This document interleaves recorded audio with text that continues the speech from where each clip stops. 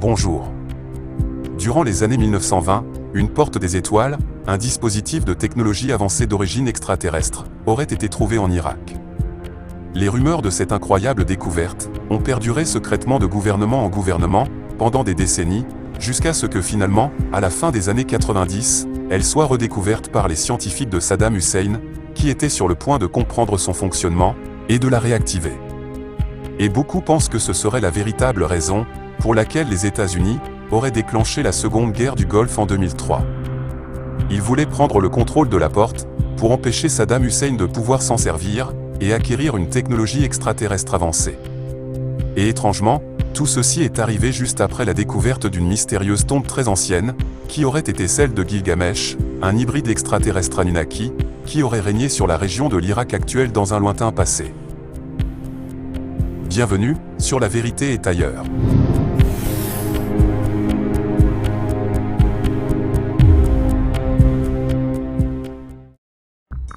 Début 2003, une équipe d'archéologues allemands travaillant en Irak est tombée sur l'une des découvertes les plus importantes des temps modernes. Profondément enfouis sous les sables du désert, ils ont découvert ce qu'ils croyaient être la tombe perdue depuis longtemps du mythique roi Gilgamesh, le protagoniste de la plus ancienne histoire que les êtres humains aient jamais écrite, l'épopée de Gilgamesh. Pendant des siècles, les historiens étaient divisés sur l'existence réelle de Gilgamesh, puisque dans l'épopée, il est décrit comme un géant de 5 mètres de haut, un croisement entre un humain normal et une déesse mésopotamienne. Pour cette raison, il était généralement admis que l'histoire de Gilgamesh était simplement le fruit d'un mythe. C'était jusqu'à ce que Jörg Fassbinder et son équipe d'archéologues, utilisant la technologie moderne pour regarder profondément dans le sol, découvrent une ville antique entière sous le désert, étonnamment aménagée, tout comme la ville d'Uruk, sur laquelle Gilgamesh avait soi-disant régné, a été décrite dans l'épopée. Il y avait des maisons, des jardins et des champs, ainsi qu'un système de canaux incroyablement sophistiqué, ce qui a conduit les archéologues à décrire le site comme la Venise dans le désert. Plus important encore, à la périphérie de la ville antique, se trouvait ce qui semblait être un lieu de sépulture, que les archéologues croyaient être le tombeau de l'ancien roi. Comme l'a dit Fassbinder, je ne veux pas dire avec certitude que c'était la tombe du roi Gilgamesh, mais elle ressemble beaucoup à celle décrite dans l'épopée. Qu'est-ce que Fassbinder essayait de nous dire? Si la tombe de Gilgamesh était similaire à celle décrite dans l'épopée, cela signifie-t-il que Fassbinder et son équipe avaient découvert une tombe avec le corps d'un géant de 5 mètres de haut? C'était, tout simplement, une découverte époustouflante, une pièce manquante depuis longtemps des origines de l'histoire humaine. Les archéologues croyaient sûrement que cela changerait tout, nous révélant des secrets que nous ne savions même pas avoir perdus. Mais alors, l'impensable s'est produit. Quelques semaines seulement après la découverte de la tombe de Gilgamesh, les États-Unis ont envahi l'Irak, forçant Fassbinder et son équipe à abandonner leur travail et à fuir le pays. Et le mystère n'a pas été résolu. En 1849, un historien et archéologue anglais du nom d'Austin Henry Layard a fait une découverte qui a changé l'histoire dans les ruines de la bibliothèque du roi assyrien Ashurbanipal, du 7e siècle avant notre ère, dans le nord de l'Irak, considérée comme l'une des plus anciennes bibliothèques de l'histoire humaine. Là, il a découvert une ancienne tablette d'argile, vieille de plusieurs milliers d'années, recouverte d'une curieuse écriture qu'il ne pouvait pas lire. Qui avait écrit ce scénario, se demanda Layard. Et que disait-il? Aussi incroyable que soit la découverte, ce n'était que le début. Au début des années 1850, plus de 15 000 fragments de tablettes similaires, couvertes de la même écriture mystérieuse ont été trouvés sur le site. Ces tablettes ont été renvoyées au British Museum, où, pendant des décennies, des chercheurs ont essayé de les déchiffrer, en utilisant d'autres tablettes anciennes écrites dans des langues qu'ils pouvaient comprendre, pour tenter une traduction. La percée a finalement eu lieu dans les années 1870, grâce à un homme du nom de George Smith. Né en 1840, Smith quitte l'école à 14 ans, et commence à travailler comme graveur de billets de banque. Bien qu'il n'ait pas reçu d'instruction, il s'était pris des reportages provenant d'Irak, sur d'étranges artefacts indéchiffrables plus anciens que tout ce qui a été découvert. Suite à sa curiosité, Smith a commencé à visiter le British Museum pendant ses heures de déjeuner et son temps libre, pour étudier ses collections, en apprenant de lui-même lentement les langues anciennes, et se familiarisant avec les écritures anciennes. En 1866, le personnel du musée a finalement remarqué l'étrange jeune homme qui traînait dans leurs archives, alors ils lui ont proposé un emploi. S'il voulait être traducteur, lui dirent-ils, il pourrait commencer par les 15 000 fragments trouvés par Austin Henry Layard. Pendant des années, Smith a travaillé, jusqu'à ce que finalement les mots écrits sur les tablettes commencent à se révéler.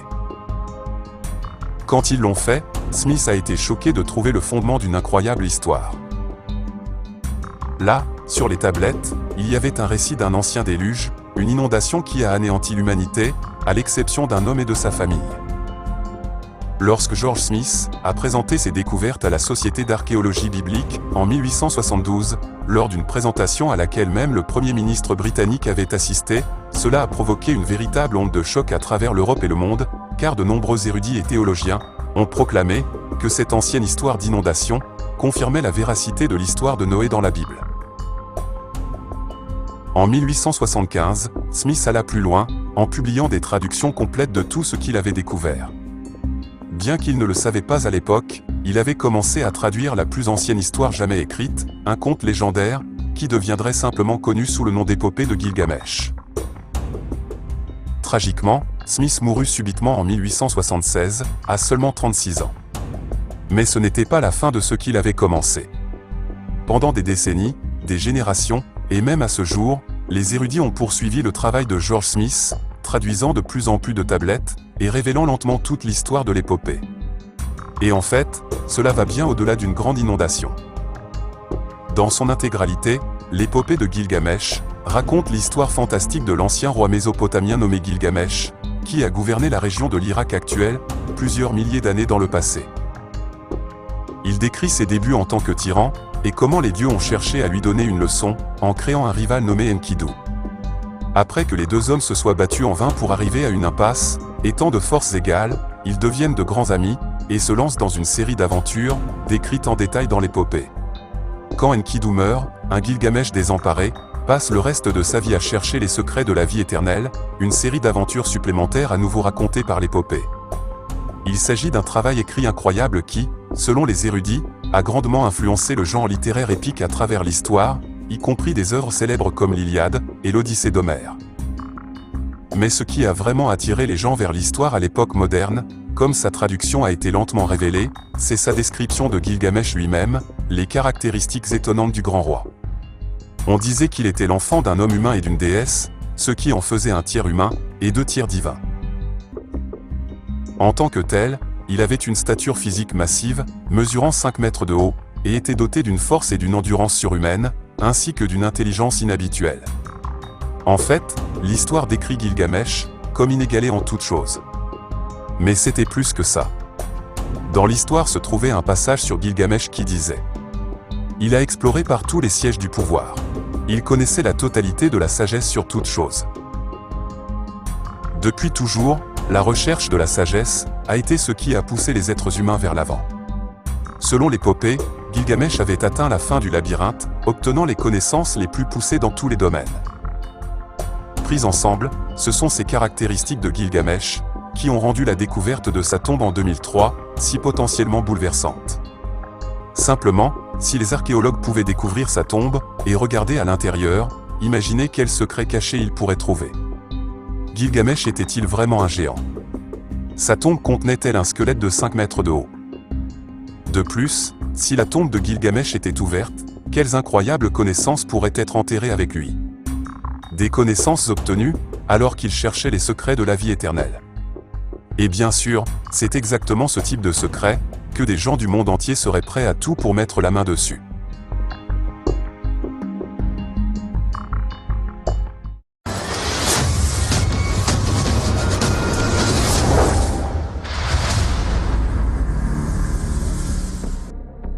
Au cours des 20 dernières années, des universitaires, des historiens et des gens ordinaires ont tous débattu de la même question. Pourquoi les États-Unis ont envahi l'Irak? Le pays n'a pas été impliqué dans les attentats du 11 septembre, et la ligne officielle du gouvernement à l'époque, selon laquelle l'Irak, et son chef Saddam Hussein, cachaient des armes de destruction massive, s'est depuis révélé n'être qu'un énorme mensonge. Certains ont suggéré que les États-Unis voulaient simplement contrôler le pétrole irakien, alors que d'autres pensent même que le président George W. Bush voulait simplement terminer ce que son père, le président George Bush, avait commencé au début des années 90, lors de la première guerre avec l'Irak. Mais est-il possible qu'il y ait une autre raison cependant? Peut-être que ce n'était pas un hasard si l'invasion a été lancée, presque immédiatement après la découverte de la tombe de Gilgamesh, et de tous ses secrets potentiels.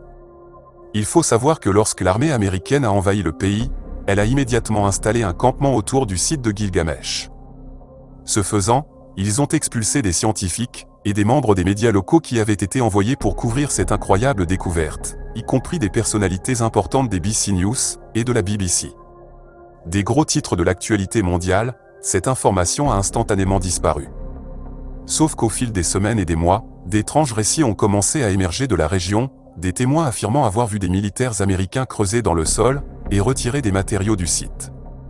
Si l'armée américaine a vraiment ouvert la tombe de Gilgamesh et en a retiré des objets, y compris ce qui restait du grand roi, alors la question est de savoir quels secrets leur ont été révélés et qu'est-il arrivé aux artefacts qu'ils ont retirés.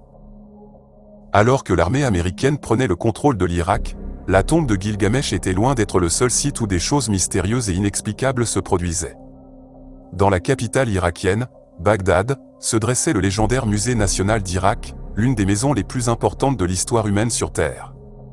Un dépôt rempli de manuscrits anciens, de statues, de pièces de monnaie, et d'artefacts remontant à toute l'histoire de l'humanité. Étonnamment, et bien qu'une délégation de scientifiques et d'historiens ait été avertie avant le lancement de l'invasion que le musée était le site le plus important du pays, lorsque l'armée américaine est arrivée à Bagdad, ils ont laissé le musée sans surveillance pendant des jours. Pendant ce temps, de nombreux voleurs ont fait irruption dans l'établissement, et se sont enfuis avec plusieurs milliers d'artefacts inestimables. L'étonnante négligence de l'armée américaine dans la protection du musée a été condamnée avec force par la communauté internationale, le président du Conseil international des monuments, affirmant que ce pillage n'était rien de moins qu'un crime contre l'humanité. Et pourtant, au fil des jours, l'histoire n'a fait qu'empirer. De nombreux témoins ont rapporté qu'avant même que des pillards ne pénètrent dans le musée, des unités militaires américaines spéciales étaient entrées et avaient emporté des voûtes entières remplies d'artefacts, les chargeant dans des camions et disparaissant. Cela pourrait-il être vrai? Et si oui, qu'est-ce qu'ils supprimaient? Et où les emportaient-ils? Enfin, le gouvernement américain, répondant aux cris de la communauté internationale, a décidé d'envoyer une équipe pour enquêter sur le site, composée de spécialistes de la CIA, du FBI, des services d'immigration et des douanes américaines. Le groupe serait dirigé par le colonel Michael Bogdanos, un commandant de marine et avocat, qui était également diplômé de l'Université de Columbia en études classiques. Lorsque l'équipe est arrivée, ils ont trouvé la majeure partie de l'installation gravement endommagée. Comme Bogdanos l'écrira plus tard, ce n'était pas beau à voir. Il avait été utilisé comme position de combat, des uniformes de l'armée irakienne étaient dispersés tout autour, tout comme des RPG épuisés. Dans une cour, couvaient les restes de centaines de cartes du parti basse et des dossiers. De toutes les positions à prendre en défense, pourquoi, se demandait Bogdanos, l'armée irakienne avait-elle choisi un site aussi sacré, sachant sûrement que leur combat était vain? Il y avait autre chose cependant, une chose qui a stupéfié et dérangé Bogdanos et son équipe. Alors qu'ils voyageaient profondément dans les entrailles souterraines dissimulées du musée, ils ont découvert que quelqu'un d'autre y était arrivé en premier. Et bien que certaines choses manquaient clairement, les boîtes vides et les faux artefacts que le musée stockait aux côtés d'œuvres inestimables, afin de se débarrasser des voleurs, avaient été laissés intacts. Pour Bogdanos, ce que cela signifiait était évident. Il était clair que ces voleurs savaient ce qu'ils cherchaient, et savaient où chercher. Ils avaient été, selon ses mots, organisés et sélectifs. Et curieusement, les voleurs semblaient avoir laissé derrière eux les artefacts les plus précieux, et même la plus belle collection de sceaux cylindriques au monde, et des milliers d'anciennes pièces d'or et d'argent. Si ce sont des pillards qui ont fait irruption dans les entrailles souterraines du musée, alors pourquoi n'ont-ils pas pillé les objets les plus précieux? S'ils savaient ce qu'ils cherchaient, eh bien, que cherchaient-ils? Et certains ont une réponse. Au cours des années 1920, des rumeurs bizarres ont commencé à émerger d'Irak, se propageant secrètement de gouvernement en gouvernement, dans les coulisses du pouvoir à travers le monde, à propos de la découverte dans le pays, d'un mystérieux élément de technologie ancienne avancée. Les rumeurs disaient qu'il s'agissait d'une porte des étoiles. Une sorte de portail qui permettait à ses utilisateurs de se téléporter d'un endroit éloigné à un autre. Cela peut sembler incroyable, mais en fait, l'Irak n'était pas étranger à ce type de rumeurs. Dans les textes anciens des Sumériens, les premiers habitants de la région racontent des histoires sur leurs interactions avec des dieux appelés les Anunnaki, et comment ces dieux ont accordé une sagesse et une technologie avancée aux Sumériens, fondant ainsi la race humaine telle que nous la connaissons aujourd'hui. Certains pensent que ces Anunnaki n'étaient pas du tout des dieux, mais d'anciens visiteurs extraterrestres qui sont venus sur Terre dans un passé très lointain.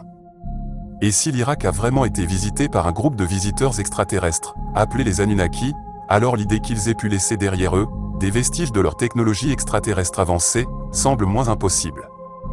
En effet, l'idée que l'Irak pourrait posséder une ancienne porte des étoiles était considérée comme tout à fait possible par les gouvernements du monde entier dans les années 1920, ce qui a conduit la plupart des grandes puissances à envoyer des représentants dans le pays afin de rechercher la technologie perdue. En fait, certains pensent que la guerre anglo-irakienne de 1941 n'était qu'un front pour une lutte entre les intérêts britanniques et allemands pour le contrôle de la porte des étoiles. Pourtant, aucune porte des étoiles n'a jamais été officiellement trouvée, et lentement, l'idée s'est estompée de la vue populaire.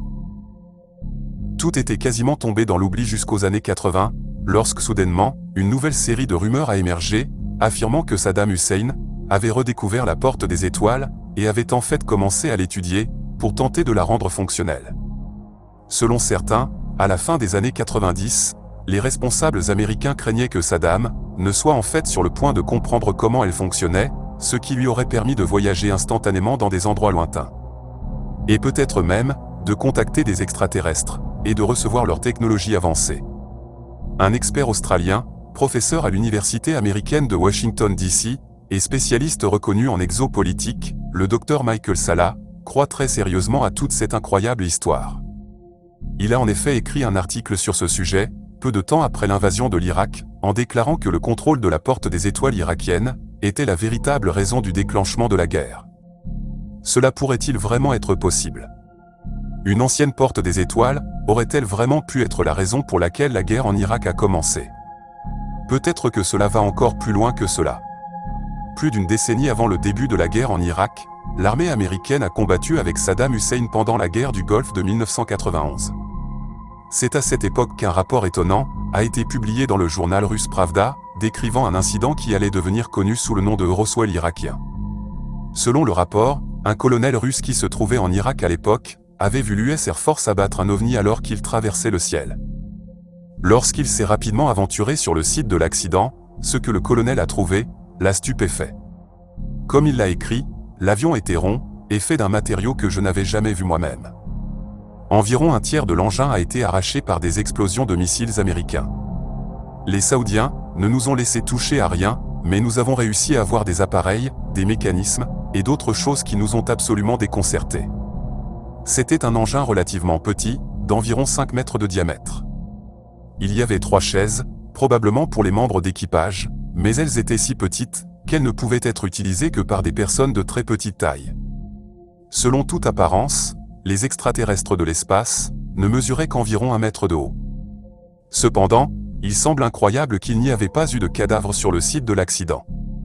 De plus, rien qui puisse ressembler à un moteur n'y avait été trouvé. Plus tard, des opérateurs de stations radar saoudiennes m'ont dit qu'aucune éjection ou chute de certains sujets hors de l'engin n'avait été enregistrée. Des hélicoptères de recherche ont inspecté le désert, mais les pilotes n'ont trouvé aucun membre d'équipage survivant à proximité du site de l'accident. Si l'histoire du colonel était vraie, alors une question évidente se pose. Où étaient passés les pilotes de l'engin? De plus, où était son moteur? Est-il possible que ces objets aient été récupérés par les Irakiens avant que des représentants russes, saoudiens ou américains n'arrivent sur le site? Et si oui, qu'en avait-il fait? Ce n'est que fin 2002 qu'un mystérieux auditeur, ayant appelé une émission de radio américaine et prétendant être un initié militaire, a fourni une réponse.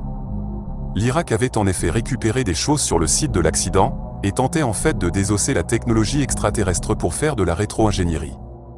Selon l'appelant, le gouvernement américain savait que les scientifiques de Saddam étaient sur le point de faire une percée significative et devaient être arrêtés avant qu'ils ne l'aient atteinte. Quelques mois plus tard, les États-Unis ont envahi l'Irak. Est-il possible que ce soit la véritable raison de la guerre en Irak? Des artefacts d'origine extraterrestre pourraient-ils être ce que l'armée américaine a retiré du musée national d'Irak avant que les pillards s'y soient introduits? Peut-être que les armes de destruction massive n'étaient en réalité qu'un mot de code pour la technologie extraterrestre, que le gouvernement américain voulait récupérer à tout prix. Que cela soit vrai ou non, un fait demeure. Les secrets de Gilgamesh, une porte des étoiles, ou une technologie extraterrestre rétro-conçue, il peut y avoir plus dans l'invasion américaine de l'Irak qu'il n'y paraît. Faites-moi savoir ce que vous en pensez dans les commentaires. Si vous avez aimé, n'oubliez pas de liker, de partager, et d'activer la cloche de notification. Vous pouvez aussi me soutenir sur Tipeee. Merci de m'avoir suivi, et à bientôt pour la prochaine vidéo.